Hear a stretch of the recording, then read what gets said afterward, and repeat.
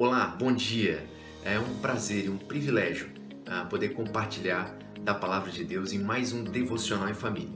E para a gente começar, eu queria te fazer uma pergunta.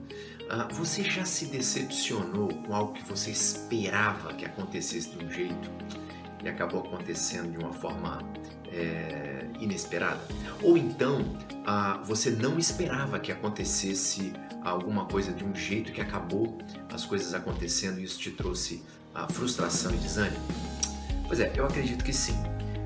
Então, o assunto que nós vamos falar hoje é sobre a esperança que não decepciona.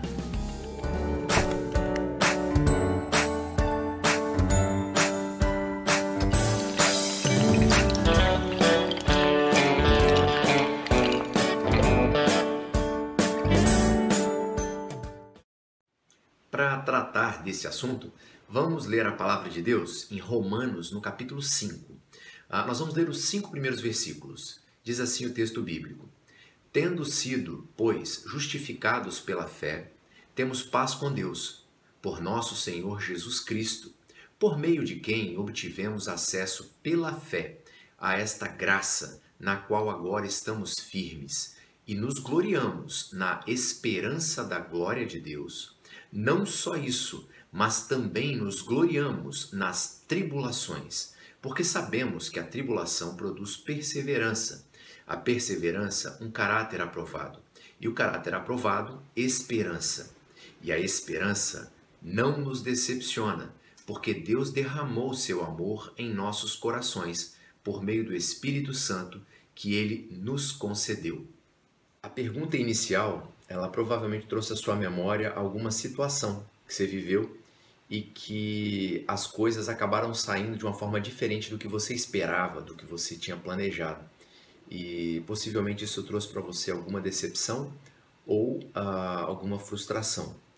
É interessante olhar o texto que Paulo está escrevendo para os romanos aqui, porque ele diz que a esperança a que ele se refere, ela não decepciona.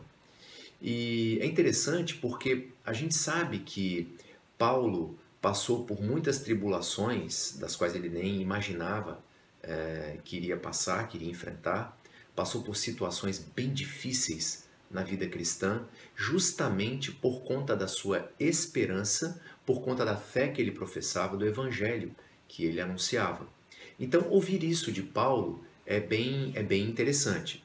E o texto, ele nos dá alguns direcionamentos de como nós podemos também, como Paulo, ter a mesma esperança. Então, a primeira coisa que eu queria destacar é aquilo que Paulo ele fala no início desse texto. Ele diz que ele se gloria de algumas coisas. O que é gloriar-se? Gloriar-se é, como a gente diria antigamente, é falar de boca cheia sobre algum assunto, sobre alguma coisa. Então, por exemplo, um pai que o filho acabou de passar no vestibular e ele vai contar isso para um amigo, né?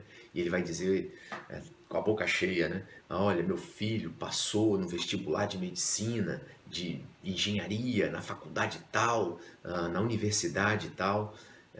Isso, então, é gloriar-se no filho. Paulo está dizendo, então, que ele se gloria em duas coisas aqui no texto. A primeira é, ele se gloria na esperança da glória de Deus. Paulo está dizendo, então, que uma das coisas que faz com que ele fale de boca cheia sobre alguma coisa é em relação à esperança que ele tem, a esperança na glória de Deus. Paulo está falando sobre isso porque nos capítulos anteriores e nos versos anteriores, nos primeiros versos desse capítulo, ele está descrevendo aquilo que o Senhor Jesus Cristo fez por ele e fez por todo o pecador que confessa a Jesus como Senhor e Salvador. Para todo aquele que tem em Jesus a salvação dos seus pecados, que um dia já entregou sua vida a Ele. Então Paulo descreve as maravilhas que acompanham aquele que entrega e lança a sua vida aos pés de Jesus. Aquilo que o Senhor Jesus Cristo produziu ao morrer na cruz, aquilo que o Senhor Jesus Cristo produz na vida daquele que vive em fé na obra do Senhor Jesus. Então, todas essas coisas que Paulo está experimentando hoje e que ele já consegue viver da glória do Senhor Jesus ressurreto e aquilo que o Senhor prometeu no futuro glorioso, mediante a sua segunda vinda, traz a Paulo no seu coração uma esperança dessa glória de Deus, e isso faz com que ele se glorie. Por quê? Porque ele já experimenta hoje parte dessa glória do Senhor e ele sabe que o Senhor irá cumprir aquilo que prometeu na consumação dessa sua glorificação. Portanto, isso é algo que traz motivos para que Paulo se glorie. Então, mas uma outra coisa que Paulo fala que ele se gloria aí no texto não só nisso, mas eu me glorio também nas tribulações. Se gloriar em coisa boa é fácil, né? Agora, se gloriar em situações difíceis, em coisas ruins na nossa vida, isso é mais difícil. Talvez até um pouco difícil de entender. Como é que Paulo se gloria em passar por situações de privação? Como é que ele se gloria, fala de boca cheia sobre essas situações de quase morte em que ele viveu, em apedrejamentos, em açoites, em prisões? Como que isso gera a possibilidade de se gloriar? E Paulo vai então dizer o porquê que ele se gloria nas tribulações. O que ele vê que leva ele a se gloriar? Quais são os resultados da tribulação que fazem com que Paulo enxergue um propósito positivo? Então, ele vai dizer que, em primeiro lugar, a tribulação, ele se gloria nela porque a tribulação, ela produz perseverança, ela produz algo positivo. Então, Paulo não enxerga as tribulações como algo que está trazendo um mal para si, algo que está prejudicando a ele. Ainda que as tribulações tragam algum dano físico ou emocional para a vida de Paulo, Paulo não está tratando a coisa de uma forma irreal ou ilusória, mas o que ele está dizendo eu consigo enxergar um propósito positivo na tribulação, e isso me faz me gloriar nela, porque eu sei que a tribulação é um meio pelo qual eu posso fortalecer a minha fé. Deus usa a tribulação para produzir em mim firmeza. Isso que a perseverança é eu manter-me firme, manter-me convicto. Então, Paulo está vendo esse propósito positivo da tribulação e ele então se gloria nisso. Mas não só isso, a tribulação, ela produz a perseverança, ela nos dá um meio para que nós possamos derramar a nossa vida diante do Senhor, ela nos dá um meio para que nós possamos nos chegar a Deus em súplicas, em confiança, em fé, nos voltemos para Ele no momento da angústia, no momento do aperto, e então nós podemos fortalecer, provar a nossa fé nesses momentos de incerteza, de dúvidas e de angústias. Mas não só isso.